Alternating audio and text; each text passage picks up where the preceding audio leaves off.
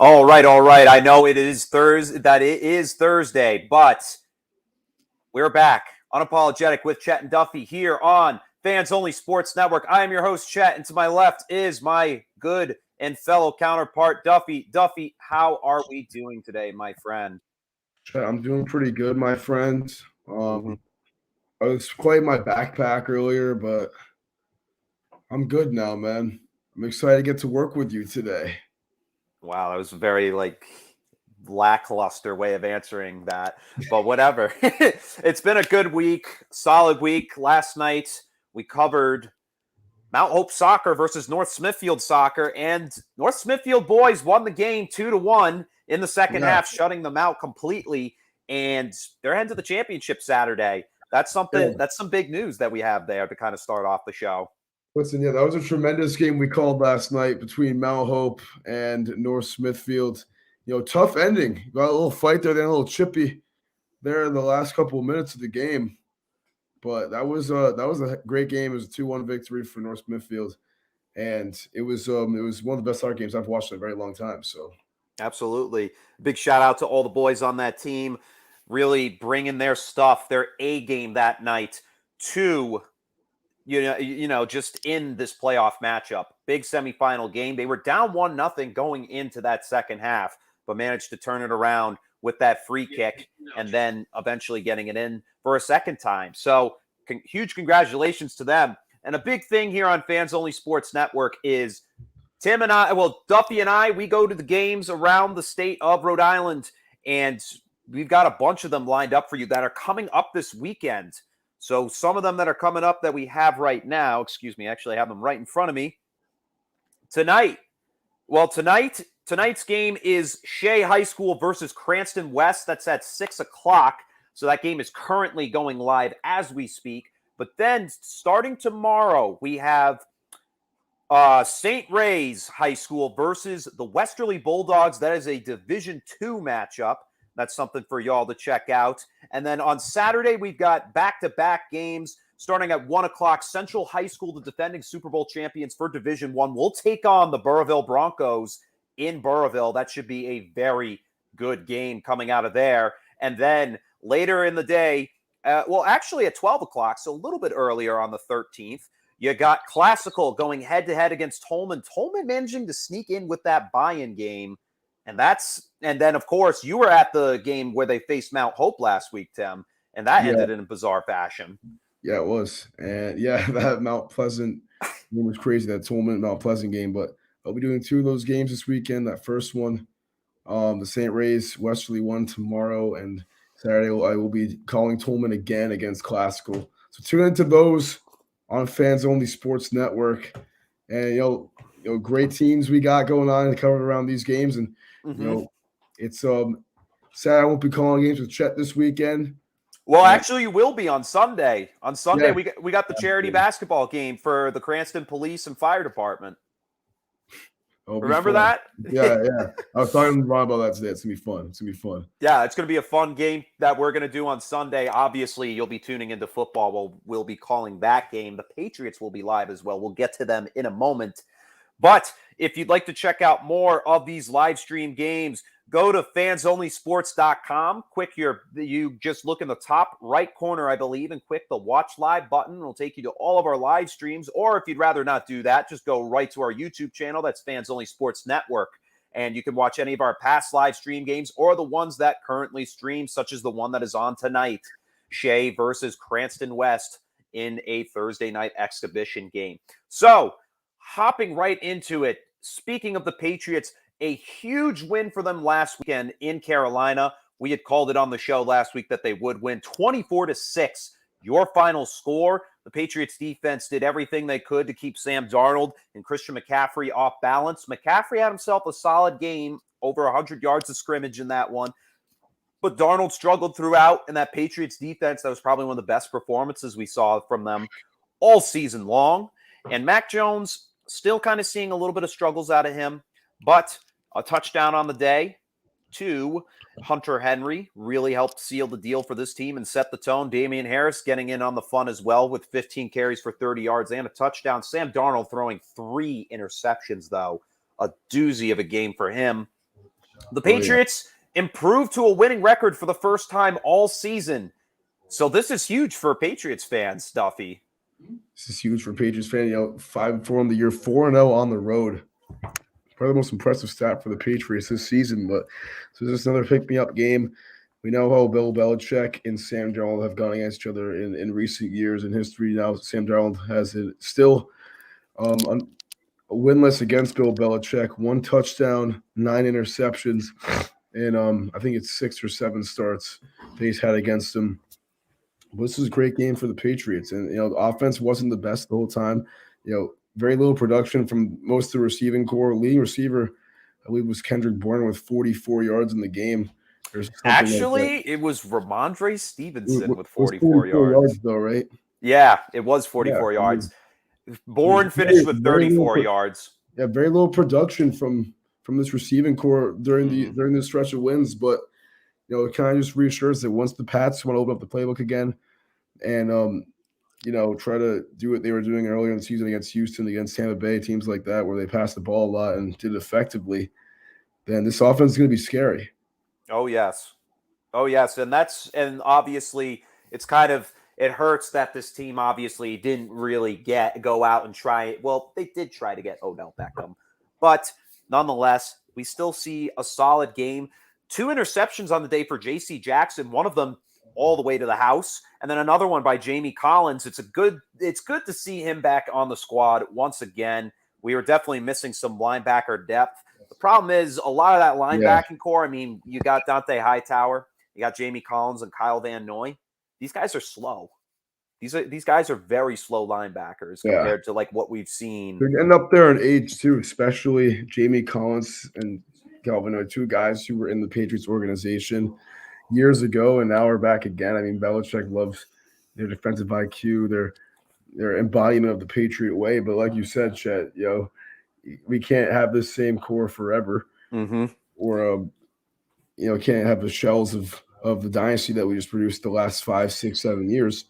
But yeah, and like we're winning games, though, is what matters. Yeah, and it just kind of sucks because it feels like, I mean, we keep Dante Hightower, which is good because I love Hightower. I think he's still one of the best linebackers in the league, or not. I mean, one of the best. He's not like the best. He's been pretty injured, pretty slow down. I mean, I wouldn't even put him in the top dozen at this point in his career. I wouldn't. I mean, he's a mid-tier backer at this point, but he's still solid. He's still solid. He's still a playmaker. He can make plays. He can stop the run, but I think that's something going to be a need for concern next year in the draft or free agency. But luckily, we have a guy named Matt Judon nowadays too, who got another sack on Sunday. I just think they need more pass coverage backers. That's been like my biggest nitpick with the Patriots. Because obviously you have Landon Roberts, right, who goes to the Dolphins, or was that Flowers? Landon Roberts, yeah, he's on the Dolphins now. Yeah, like we lose a guy like him who was in his youth. We drafted him a few years ago, and we kind of just let him walk after he had a pretty solid season. He was probably one of our more speedy backers last year. So, I mean, the Patriots, obviously, nonetheless, we'll nitpick them another day on their linebacking core. A solid win here. They improved to 5-4 and will now return home where they have been 1-4 in Gillette Stadium. That's something that is a weird stat for them this year. Like Duffy said, 4-0 on the road, 1-4 at home. They come home now to face a very, very tough Cleveland Browns unit that did just part ways with Odell Beckham. But what we've seen from them in the past in the games without Odell Beckham, this team seems to shine. And I can tell you something that Nick Chubb coming into this area, I mean, it's going to bring we're going to see a very tough day for them, nonetheless. So this one's going to be a tough game for the Patriots. Yeah, it's going to be a tough game for the Patriots on Sunday at home against the Browns. Nick Chubb with COVID, probably not going to play, like you said. And this is a game where if I wasn't a Patriots fan, I would probably take this line. I think it's at Browns plus 2.5 right now. And I don't know, man. This is a tough game. I'm not going to say it's an automatic Patriots win or that they should be favored by that much, but this game can go either way because the Browns could come into Foxborough and just stomp all over us. We won't be able to stop their rushing game or or anything. Mm. I'm not going to lie. I really think the Browns could come in here and win by like 10 points if they play their best football. Yeah. And something also to keep an eye on for the Patriots this week is Damian Harris suffering a concussion in last week's game. He wasn't spotted in practice as of today, so his status is, as of right now, is questionable for this weekend. Patriots are going to have to prepare to probably not have him and probably have to get – what's that? It's very tough for my fantasy team. Yeah, and now they're going to have to look towards Ramondre Stevenson and Brandon Bolden. And Brandon Bolden's been solid through the past game. He's kind of become that James White ever since the Patriots lost chill. Brandon Bolden is I'm not saying he's James White, but in the past games when we've thrown the ball to him, he's had a pretty successful start. Brandon Bolden he's the Dante Hightower of our offense at this point. He's just slow. With Brandon Bolden, I feel like, I mean, he can make plays, but dude, he doesn't make the Patriots better. He's not a good. Obviously, I didn't say that. No, I just think we should invest in a younger back, a speedier back, because he's not that good. No, he's not, and I would not advocate to say that he's great because he really is not. I'm glad you won't. Well, you're putting the words in my mouth, so I have to defend myself a little bit. Good. Thank you. No, I'm just all right. What? Now you're just confusing me. So Baker Mayfield coming into this one, 150 on completed passes out of 225, 1,917 passing yards, 8 touchdowns, and 3 interceptions. Mac Jones, 204 in terms of completed passes for 300 pass attempts for 2,135 yards, 10 touchdowns, and 7 interceptions. So both these quarterbacks coming head-to-head in this one. For Mac Jones, you got Jacoby Myers, you got Jonnu Smith, you got Hunter Henry, and then for Baker Mayfield, you got Jarvis Landry, Austin Hooper, David Njoku. I mean, what do you think? Both these quarterbacks have some decent guys to look forward to throwing to. But which one do you think has the better completion percentage come Sunday? Who I think is going to have the better completion percentage? Yeah, probably Mac Jones. I mean, just because it's the Browns defense, I don't think he's going to take any big shots. I don't feel any big risks. I think he's going to throw considerably less passes than Baker Mayfield. Also, we've seen all season he's a dink and dunk guy. That's why he's a quarterback completing nearly 70% of his passes, through week 9, which is pretty crazy to think about. Yeah. And I know Baker Mayfield's another one of those guys who takes these completion a lot of the time, especially with Odell Beckham Jr. not on the team anymore. He's statistically a lot better without Odell Beckham Jr., as we've seen the last 2 years. But, in terms of this game by itself, I think this game is really going to come down to, who can keep up with the other team, because I think one of these teams is, bound to break away kind of early in the game. Mm-hmm. I think one turnover in the first quarter would, be very momentous to each of these two teams, because these two teams are very evenly matched up to this point in the year. And, 2 years ago when the Browns came to Foxborough, we saw the first 3 drives of the game. I remember watching it in my dorm room with my friends at the time, or my friend's room. And I remember the Browns threw the ball over the first 3 plays of the game. Do you remember that? I remember Nick Chubb fumbled the ball twice. Baker Mayfield threw a shovel pass pick, and it kind of cost them the game after that. But I think if the Browns come into Foxborough Sunday and, play kind of flawless and don't make any big mistakes in the first half, I think they're probably going to win the game. Potentially. I could see that. I could really see that too. It could, honestly, this game is very 50-50 with me. It could swing either way, just the way the team is set up this week. Obviously, both teams look like they may not have their starting running backs coming into this matchup. Yeah. So there's a lot of question marks here, and there's a lot of playoff implications that really come from this game. Both teams could very well end up in the postseason. Yeah, this is a huge week in terms of the AFC playoff picture, which is still wide open this year, by the way. It's kind of a mess, really. I think we have 10 teams with at least 4 wins. Yeah, something crazy, or at least 5 wins, something crazy like that. Because you have the pick. They're the best of the 5 and 4 teams up to this point. They have the tiebreaker, so this game is going to be really big rest of the season, and especially against a team like Cleveland, who's going to be in position to grab one of those wild card spots. Because I don't think they're going to win the division. I think Baltimore has that division. I think they're better than Cincinnati too. But this is arguably the biggest game for the Patriots up to this point in terms of what you said, Chet, the playoff picture. Yeah, because right now there are 9 teams currently in the AFC with 5 wins. So this really means, as Duffy just said, the wild card spots are wide open. This could be anyone's. This could be like, I mean, it's anyone's game at this point.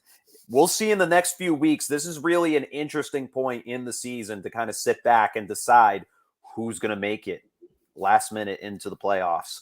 We'll Oh see what yeah, happens as time comes. But obviously, we got to pick who's going to win on Sunday.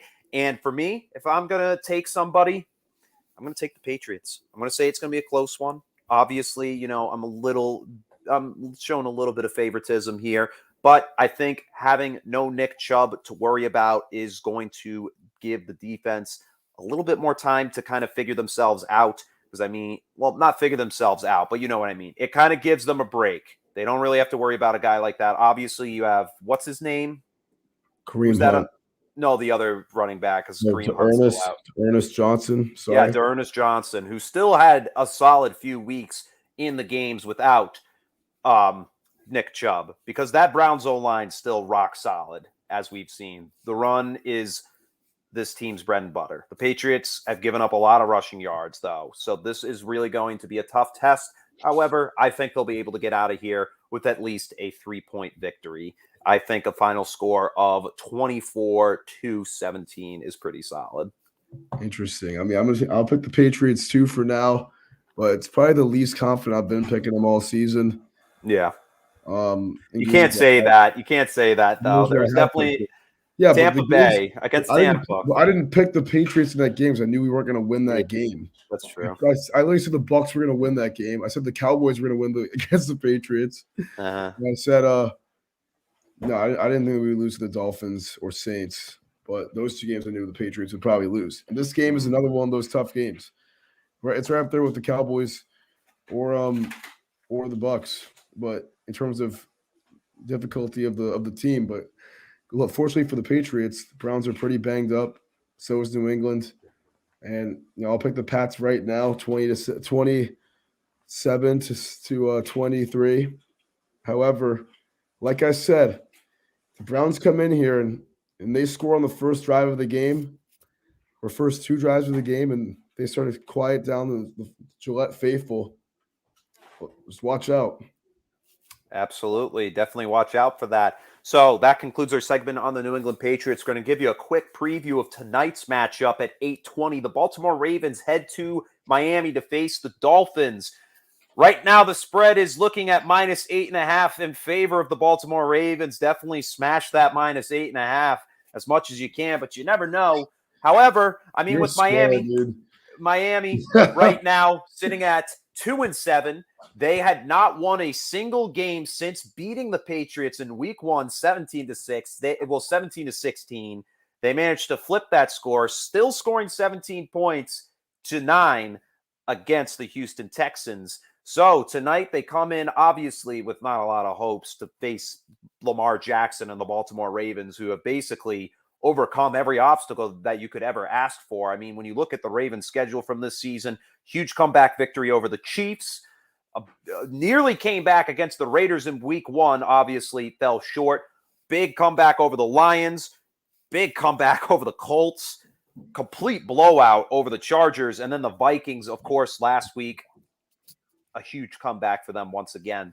So this team, when you see their backs to the wall, they step up to the occasion. And, I mean, tonight, this is a pick-me-up game for them, really. So I really don't see in any way, shape, or form that Miami wins this one. You say pick-me-up game, but I say a potential trap game. It could be a potential trap game, too. It's I think all these games are potential trap games. I mean, it's tough to go into South Florida and win by a lot. Maybe it's for Tom Brady, but last time Lamar played in South Florida was week 1, 2019. He threw 5 touchdown passes. I'll take the Ravens tonight. -8.5, though. That's a lot of points for a road favorite. Yeah. And I'm trying to learn the ways of non-square betting. And I just think you advocating that -8.5 was kind of squarey. Sure. That's your opinion, though. Yeah, but Chet, think about it. A touchdown road favorite for a team that's lost 7 games in a row. Duffy, I'm telling you right now, these Dolphins are gonna get screwed. That's it. That's the bottom line. No way they're winning this game. No Tua tonight. Tua's out. You're gonna trust Jacoby Brissett to lead this team to a victory? Shoot. Dude, I know Tua's confirmed. Tua's out. Yeah, he's out tonight. That was mad swear of me. Yeah. What? Yeah. Now you're going after me. Wow. Now I think I'm gonna take the Ravens minus 8.5 now.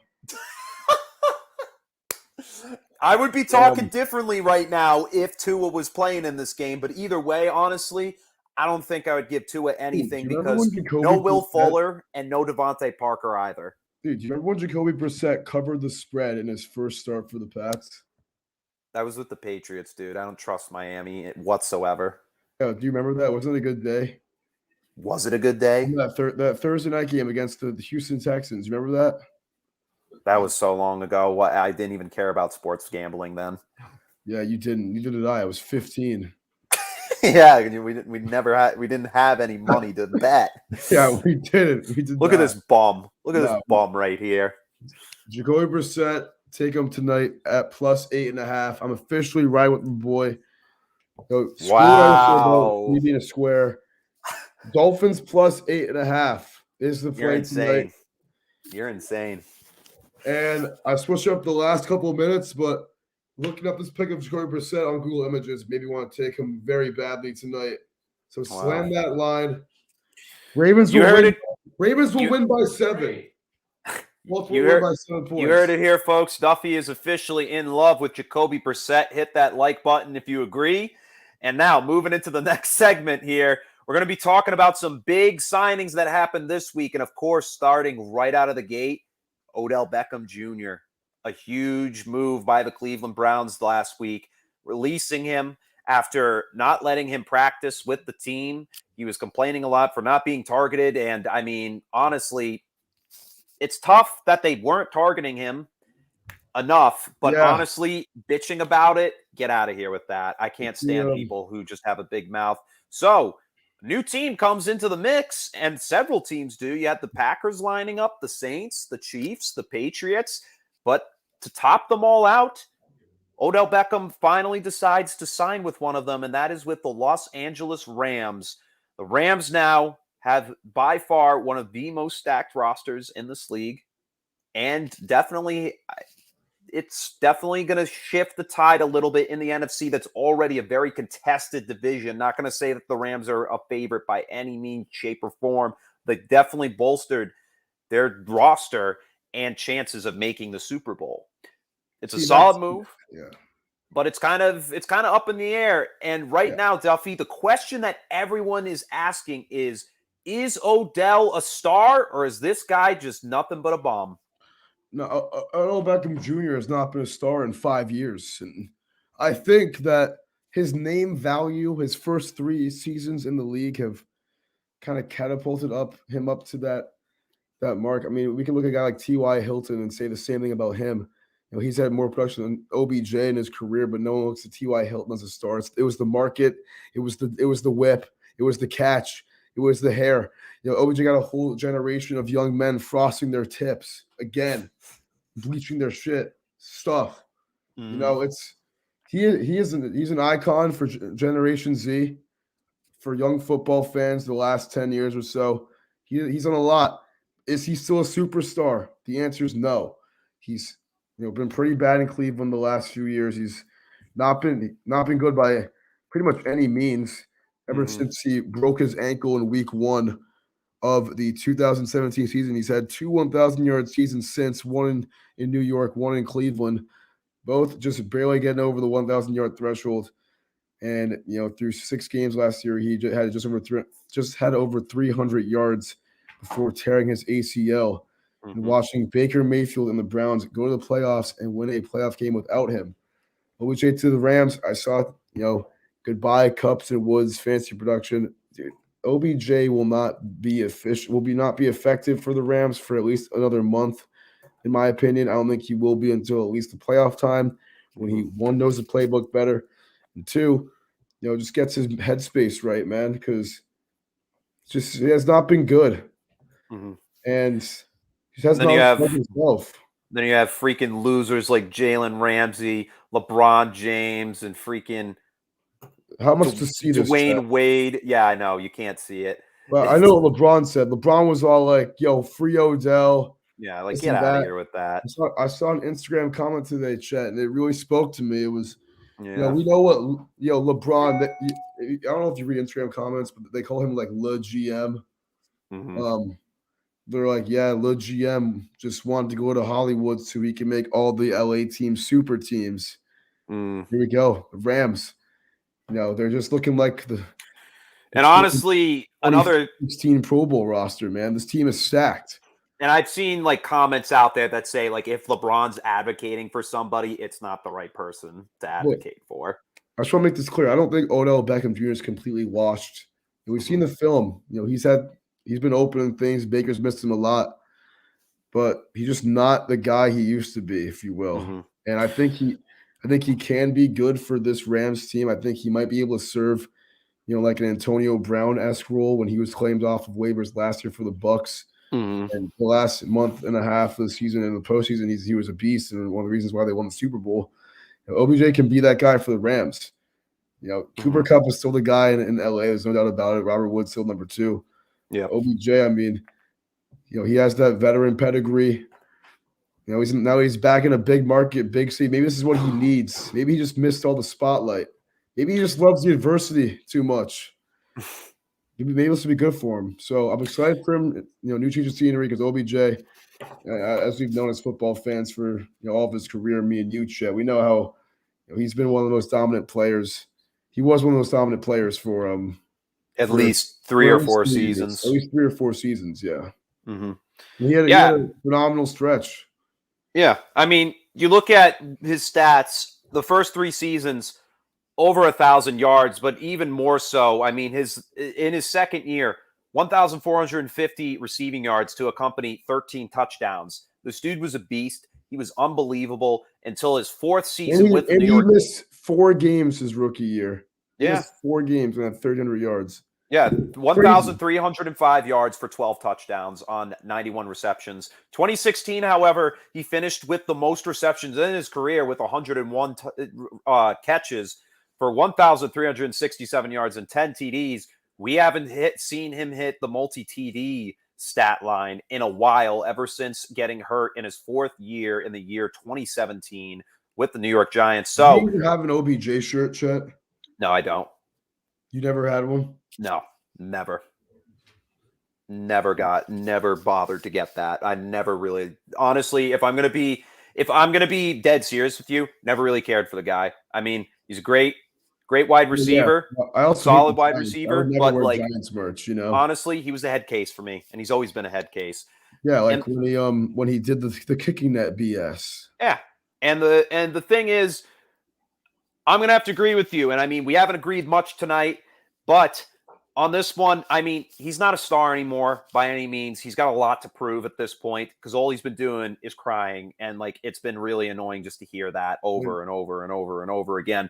Yeah. So at this point, it's like, dude, you're in a new market, you're with a new team, prove yourself. Go out and do it because I mean, hey, right now with Robert Woods and Cooper Kupp right now is having a probably an NFL record-breaking season. Exactly, a potential record-breaking season right now. Robert Woods is still a great possession catcher, great yard after catch receiver. Route running too. Both great route runners. And you still have Van Jefferson there who knows the offense better than Odell. So it's going to take some time for them to bring him into the system. So right out of the gate, he's probably going to be the 4th string receiver until we see a lot more development out of him with the playbook. Yeah. This team really, I mean, they have a lot of talent. But hey, this is an addition to that because he's probably going to take the stage to overstep Van Jefferson and take his role. But like Duffy said, I have to agree with the fact we're probably not going to see him come into his own, really start to bloom until a few weeks later.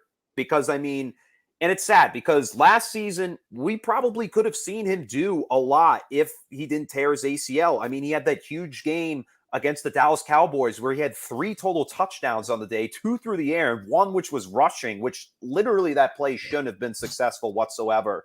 but Odell Yeah, with his I should speed, not have been. yeah, with his speed and his feet somehow. Every time I watch that play, I'm like, how did he even score this play, dude? Dude, I had him on my team last year when he did that. I was going ballistic watching that game because I had both him and Dak, and I lost them both. You what? I lost them both last year. Dude, yeah, And my that team was the game where they definitely put up so many points that game. If both those guys stayed healthy all season long, I'm pretty sure I was going to win the Super Bowl in my fantasy league that year. Hey, hands down. Coulda, shoulda, woulda, baby. Because I had D-Hop too. And then you have a D-Hop shirt. Yeah, I have a D-Hop shirt. And trying to think who my running backs were. I had Dalvin Cook too. Dude, my team was fucking speaking of Dalvin Cook. What, speaking of Dalvin Cook? Oh, yes. So that's kind of a wrap there for Odell. We're going to head into some big controversial news that came out earlier this week. A lawsuit has been put against Dalvin Cook saying that he assaulted his girlfriend and it's alleged domestic abuse. But now Cook comes out saying he's the victim of the abuse, whereas ex-significant has allegedly abused him and apparently threatened him, and he claims she is extorting him for his money. So it's kind of really a he said, she said moment. We don't know who's right. We don't know who's wrong. As of right now, the league says there is not enough evidence to put him on the commissioner's exempt list, which means he will start this Sunday, no matter what. But now it kind of brings into question, what does this bring to the table? Because there's been so much controversy happening to these players throughout the year. Yeah, I mean, this is really one of those another weird situations with domestic abuse, domestic violence. I wouldn't say weird because it's undoubted how, messed up it is. Oh, yeah. Physical altercations in relationships. And it's another one of those things where, like you said, Chet, he said, she said, we see Dalvin Cook, saw pictures of him, with bruises on his forehead and his face, this and that. And then, his ex-girlfriend saying things too. So, and even sent text messages of him trying to apologize after he allegedly beat her.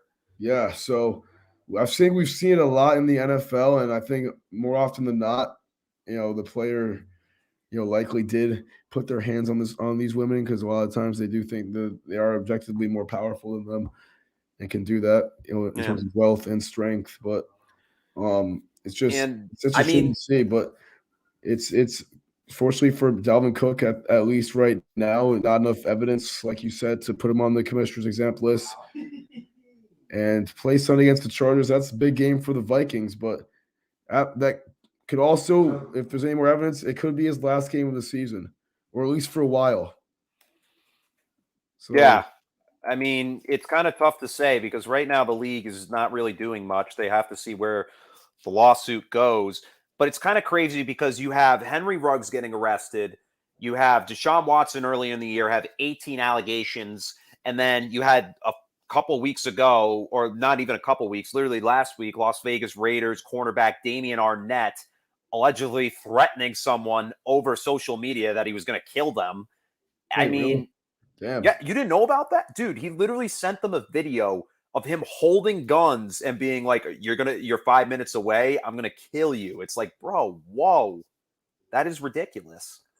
Dude, like you can't do that. Like what, like this, he was getting like this guy. I don't know if he was trolling him, but like, it sounded like it. This 2020 Raiders draft class may go down as the worst ever. Honestly, it's kind of ridiculous what we're seeing. And what's crazy is, I don't know, man. First round pick, Damon Arnett. Dude, that's crazy, man. That's crazy. I didn't even see that. You didn't see that? Dude, that was big headline. That was a big headline. What day was that? Monday?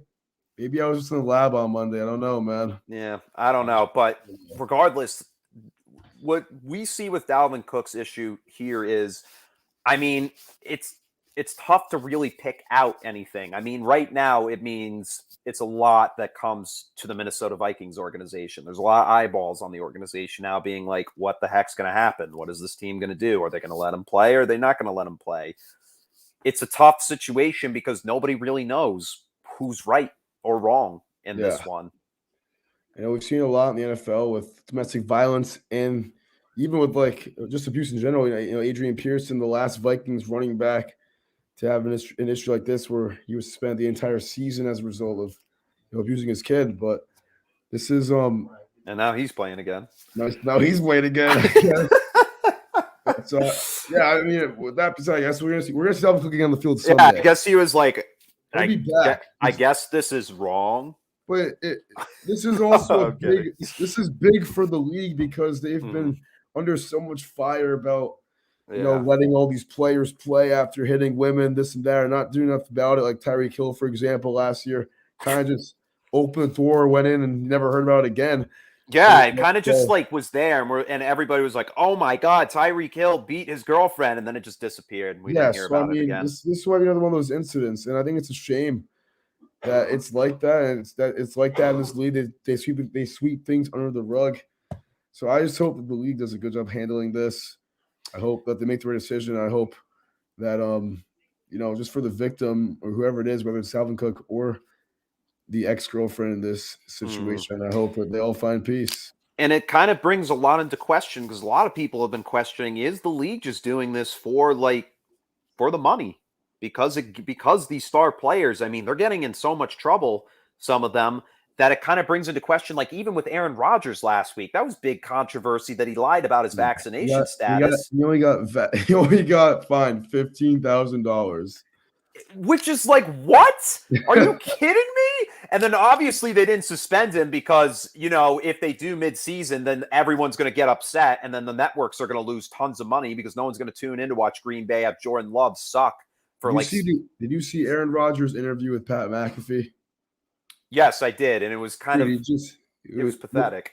I just think it was so stupid. Yeah. I think he's a smart guy. But it's just like, dude, shut the fuck up. You've been talking for like 40 straight minutes, repeating the same things. Oh, yeah. Pardon my French, but we have been allowed to swear on this podcast for a while. We don't really take advantage of it all that much. But Aaron Rodgers' situation was so stupid, dude. It was. I mean, it's one thing not getting the vax. Everyone's entitled to get the vaccine if you want. Yeah. But for him to lie about it for 2 months, put everyone in danger, and be the player that he is in the league, and only get fined $15,000, whereas his organization, rightfully so, got fined $300,000.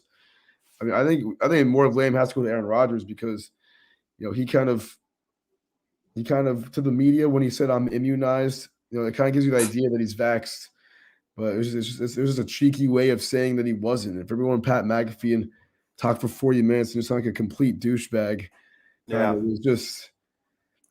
I mean. It's not a good look for him. It's not. And I mean, none of this is a good look for the league whatsoever. Vaccine, but there's protocols you got to follow that he just simply was not. And Kirk Cousins, another one of those quarterbacks who is not vaccinated, spends a lot of the week away from his teammates. He's done a good job living out these protocols and following the rules. But Aaron Rodgers, it's just bad, dude. It's a player of his caliber also. Mm-hmm. Yeah. I mean, all these players have brought a lot of controversial issues to the table, and Dalvin Cook's not an exception in this one. I mean, it's just bizarre. I mean, the truth will come out when it does, and it's the same thing for Deshaun Watson. The truth obviously came out, but it was obviously there for Henry Ruggs a couple weeks ago because that was obviously apparent.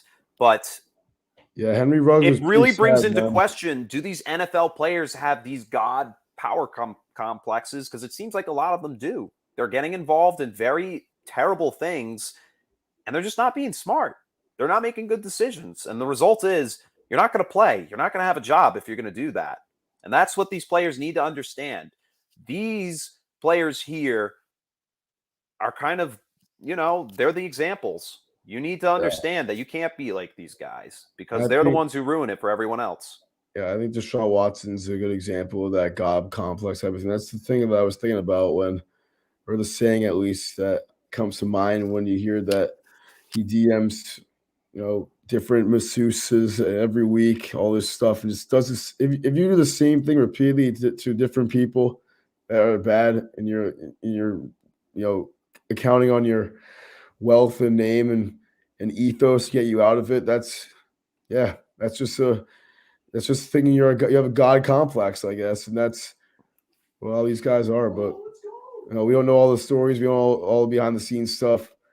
But that's what money can do to a lot of people, and fame too. And I think Aaron Rodgers, the god complex. This guy who stopped talking to his own family. That's So unbelievable. you didn't know that? I didn't. Actually, I might have heard that, but then I kind of was just like, whatever.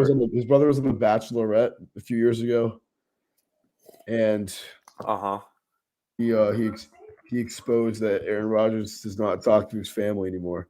Speaking of family, dude, should Jackson Mahomes be banned from the NFL? Should who? Should Jackson Mahomes? Oh, the horrible TikTok / Fortnite player, just for dancing on logos. No, that's a joke. He's a player's brother. It's just a TikTok comment, dude.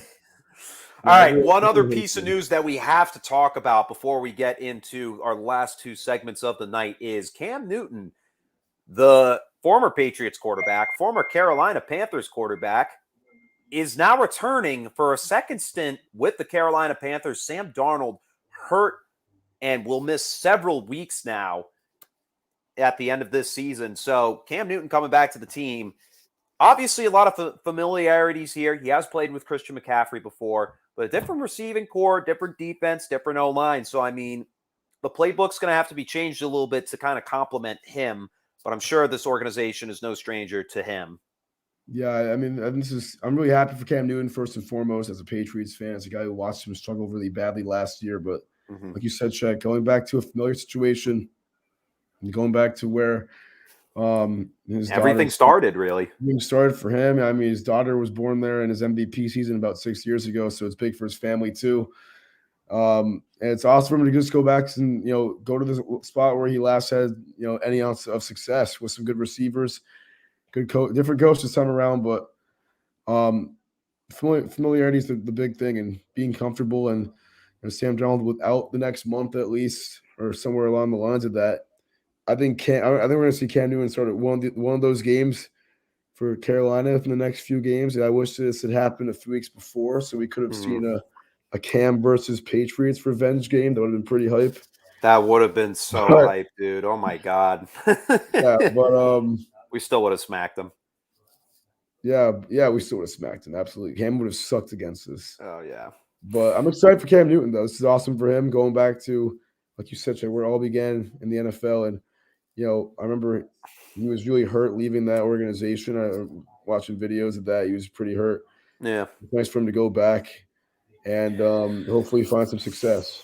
As Thanos said in Avengers Endgame, you could not live with your failure. And where did that bring you? Back to me. As we have this Cam Newton meme complimented by the Gridiron, the Gridiron team making a nice meme out of him. And this looks good. Yeah. Honestly, it's pretty cheeky meme there. Now, looking at the Panthers schedule, in the weeks without Sam Darnold, Carolina Panthers will be taking on the Arizona Cardinals in Arizona. Then we'll come home to play the Washington football team, followed by a visit to Miami, and then a divisional matchup against the Atlanta Falcons. So some tough games to come up for them. We'll see if Cam Newton can step up to the task, or if PJ Walker is going to have to do a majority of the weightlifting, the carrying in this one. Yeah, it's a bunch of winnable games, though. Yeah. So time will tell. We'll see what goes on there. All right. So what we used to do all the time on First Things Last is do a mid-season awards for the NFL End of the Year awards. So tonight we're going to give you our Rookie of the Year, our Defensive Player of the Year, our Offensive Player of the Year, and our NFL MVP, because these are some guys who have really done a lot in these first 9 weeks of the NFL in this 18-week season. So starting off with Offensive Rookie of the Year, for me, it's tough because I go back and forth between two people. But I'm going to have to go with JaMarr Chase. We have just seen JaMarr Chase light up the league ever since he entered, and he is just looking unbelievable. And it's crazy to see a rookie go off and have a 200-yard receiving game in one of his games in the start of the year. I mean, right now, looking at the man, totaling I'm trying to look to see what the heck. Come on, man. All right. 835 yards and 7 touchdowns on 44 receptions. That is just unreal for a rookie. JaMarr Chase has really stepped up into a role that once was AJ Green. But now we are seeing a totally new system in Cincinnati, and Joe Burrow fits in so comfortably with his teammate. And JaMarr Chase, you are my offensive rookie of the year as of right now. That's a great pick, Chet. That is pretty much the trendy pick. I'll have to go with Mac Jones as offensive rookie of the year. And, sure, stats don't say it quite as him as the runaway, but I want you to think of it like this, Chet. These AP awards, especially for offense, they're quarterback-driven awards, MVP, rookie of the year. If there's, we saw it 5 years ago. We saw the Cowboys make the playoffs. We saw rookie Dak Prescott, rookie Zeke Elliott. Everyone thought Zeke was a shooting for the award, leading the league in rushing, but they gave it to Dak Prescott, rookie of the year. And I know Mac Jones doesn't have these eye-popping numbers, but you're telling me that if Mac Jones leads the Pats to 10 or 11 wins this year, that he doesn't get the Rookie of the Year award? I mean, hey, dude, he can finish 6-2 on the year. Yeah, I know, man. He's been honestly the best out of all those players. If he wins 10 games and makes the playoffs, I think he's Rookie of the Year. And I think he's clearly the Rookie of the Year over any of these other quarterbacks. He's the best rookie quarterbacks, I should say, compared to the other rookie quarterbacks so far in this class that we've seen this season. But this year, I think he only has 10 touchdown passes on the year so far, 7 picks. Not eye-popping numbers, but JaMarr Chase, if he has a couple bad games, if the Bengals slumping, offense looking kind of shaky lately, if he has a couple bad games, see his stats just go down a little bit. That's Mac Jones. It's time to climb back up. So, bold pick. Give me that my plus money, and Mac Jones, Rookie of the Year, baby.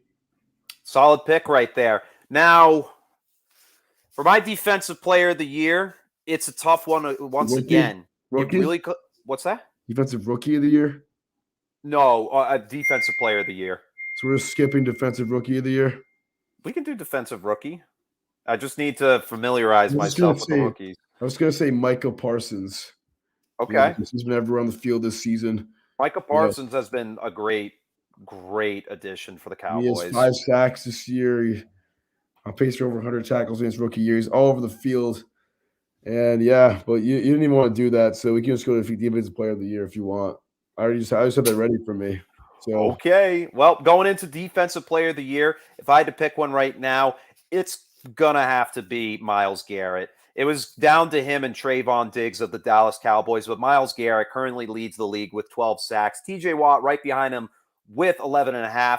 But regardless, Myles Garrett has just been a dominant player ever since he entered the NFL, and he's already surpassing his numbers from the past 3 seasons. In 2018, 13.5 sacks, 2019, 10, and then 2020, 12. He's already tied that, being halfway through the season, and he just looks like he is not going to stop anytime soon. Give me Myles Garrett because he's just breaking through every tackle you throw in his face. Don't even try to double team the man. He's just going to break through it regardless. He is basically the new Aaron Donald as an edge rusher, really, if you're talking about that. He's not even the new Aaron Donald. He's the new J.J. Watt, in my opinion. He is just a great defensive end, and I'm going to see him hoist that Defensive Player of the Year trophy at the end of the season. Yeah, I mean, I agree with you on this one, Chet. Probably for the first time all game. I'm going to agree with you. Could be between him and TJ Watt right now, but Myles Garrett, 12.5 sacks on the year. He's been a beast. He's been really, anchoring this Browns defense to being one of the best in the league this season. And, his Halloween costume was fire. So I like Myles Garrett. I like the character he's displayed the last 2 years. He's grown up to be a better man after the whole Mason Rudolph incident. And 13 sacks through 9 weeks almost speaks for itself. If he can keep this pace up, he might be on pace for the record. So I think he is the Defensive Player of the Year so far, and the former number 1 overall pick will get his first of that trophy in his shelf. First of maybe a few. Yeah, he will do it. All right. So now for Offensive Player of the Year, it's heartbreaking. Folks, honestly, for me, Derrick Henry would have been my runaway pick if that man just could have continued to stay healthy and continue to just power through guys. I mean, dude, when you look at what he started from the season, week 1, people were scratching their heads being like, what the hell's wrong with Derrick Henry? Yeah. 17 attempts for 58 yards and no touchdowns. But then against the Seahawks, right, Chet, holy he's hurt. crap. So he's hurt. Holy so who's crap. your pick? Shut up. 3 games with 3 touchdowns. And at that point, in each game, over 100 yards. In literally every single one of them, except for week 3, over 125 rushing yards. This man was on pace to not only potentially break the rushing title, but potentially breaking the touchdown rushing title for running backs. This dude was insane. Alas, my Offensive Player of the Year award is going to have to go to Cooper Kupp. Cooper Kupp has just been undoubtedly the So what best. was that whole tangent then? Was there anything else you were going to say about this dude other than the fact he's been awesome? I just, I want to give him the ring, I want to wipe him up. Where's your Oscar? Give Derrick Henry your Oscar. It's not with me, but dude, I got to start doing that again. I've totally forgotten about my Oscar. Oscar. Yesterday. I was thinking about it the other day walking to Chafee. I don't know why.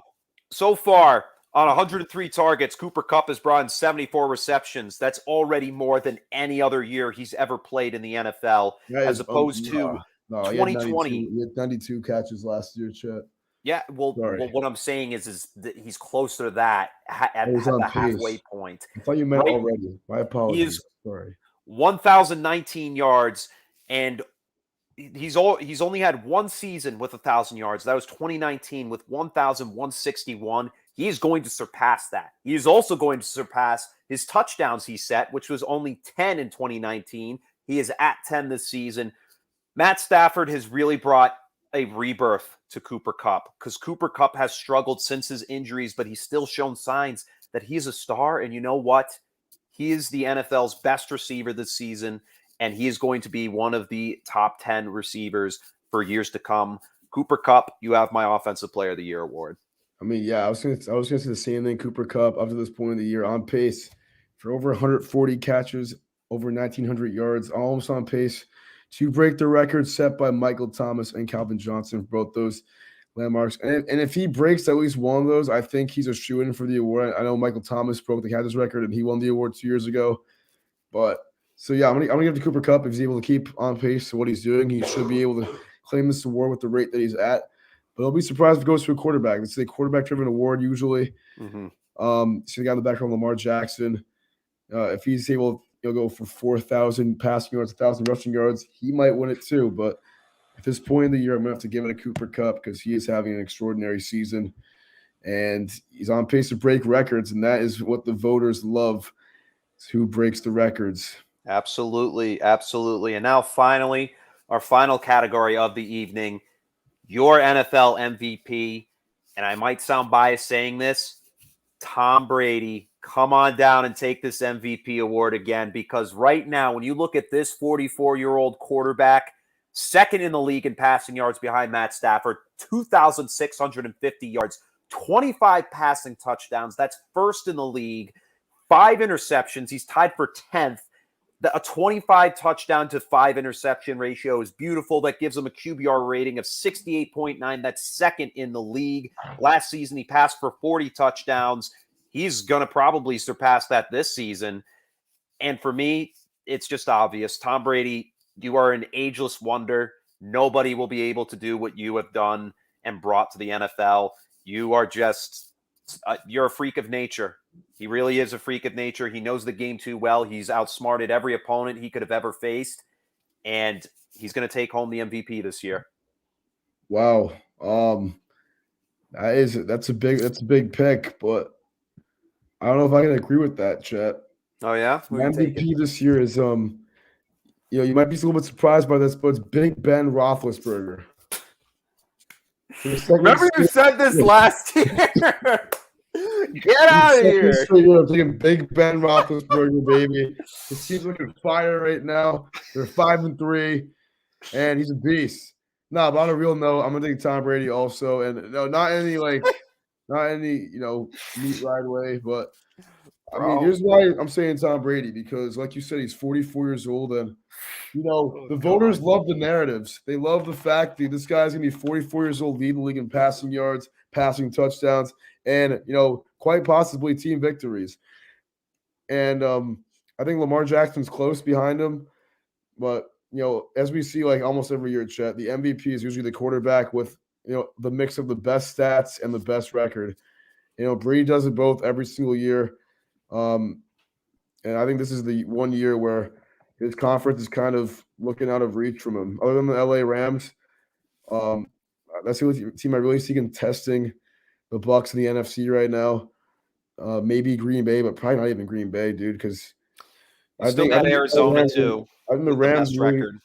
yeah, I think the Rams really the only team that are going to contest the Bucs up to this point in the NFC. And I think Tom Brady, the way he's been playing this season, I mean, he's had 5 games with 4 or more touchdown passes. It's crazy. Which is like ridiculous, dude. It doesn't even make sense. No, it doesn't. It's like we're playing Madden. On pace for like 54 touchdowns at 44 years old. It doesn't even make sense. So, yeah, just give me Tom Brady. Just give this guy another accolade. He wins everything in life as it is. Yeah. He's got a hot wife. He's got 3. He's got kids. He's just got he's got mad kids. Yeah, he's got mad kids. He's just got all these endorsements. He's got a great contract. He's got a great team. He's got tons of Super Bowl wins. Just give him another award. Why not? Just keep throwing them at him, because you know what? Tom Brady, you are the man.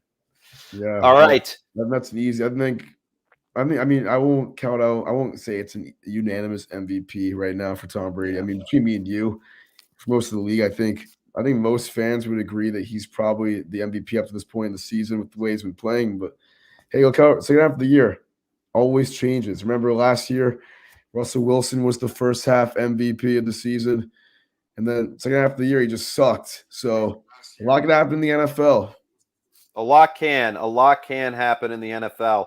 So now to take a final step into our final segment of the night. I know it's been a long episode, but obviously we're really going on tonight. Dude. Longest in a minute, man. Yeah. Honestly, we used to go for like an hour and a half sometimes, almost 2 hours. No, those days were tough. Those were tough days. But now, locks and upsets. Right now, last week was a doozy, a complete doozy for me. And I mean, for most people picking games, because I mean, you have the Dallas Cowboys get upset by the Denver Broncos. You have the Buffalo Bills get upset by the Jaguars. I mean, it was upsets galore. I mean, Vegas was having a day in terms of making its money.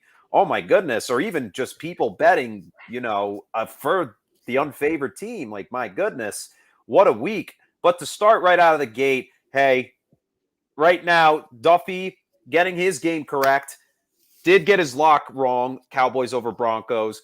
I did not get the Eagles over Chargers right. That was one of the one games that didn't get upset.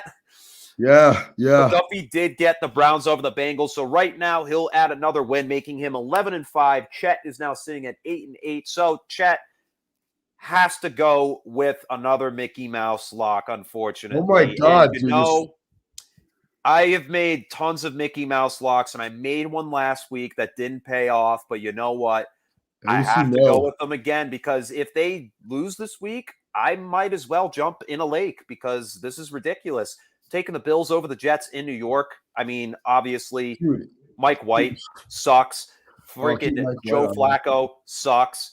Zach Wilson sucks. Everybody on the Jets absolutely sucks. The Bills should absolutely demolish this team.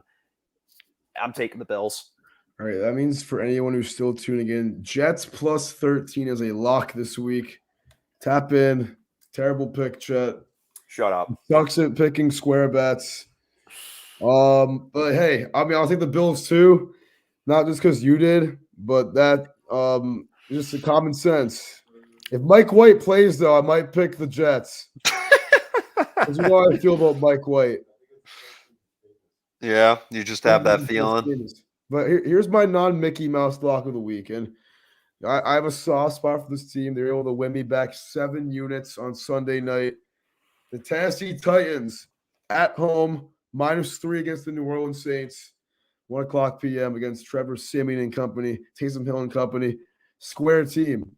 Team that just lost to the Atlanta Falcons at home. They were flat for 3.5 quarters, and the Falcons did their Falcons stuff. They'll get back in the game. But on the road against the Titans, a team that just won on the road in LA, won me 7 units. I can't not bet them this Sunday. I think they're a lock. You're having only a 3-point favorite. You're gonna give Trevor Siemian 3 points on the road against Mike Vrabel, who I think is one of the best coaches in the league. And Tannehill, AJ Brown, all them. This Titans offense is still very potent. Their defense last week looked phenomenal, especially the defensive line looked awesome against the Rams. Mm-hmm. I think at home against the Saints, to also have a really good defensive front. I think the Titans are going to squeeze this one out and win this one at home and improve to, I think, 8-2 on the year now? Damn. Yeah. They make them 8-2. Yeah, I'm going to have to agree with that pick. I mean, the Titans look like they're on a mission this year to really go for the whole thing. And I mean, they very well could. They've definitely got the squad to do it. And the New Orleans Saints, honestly, with Trevor Siemian and Taysom Hill really taking the helm, it kind of looks, this Saints team has kind of transformed into a very lackluster team.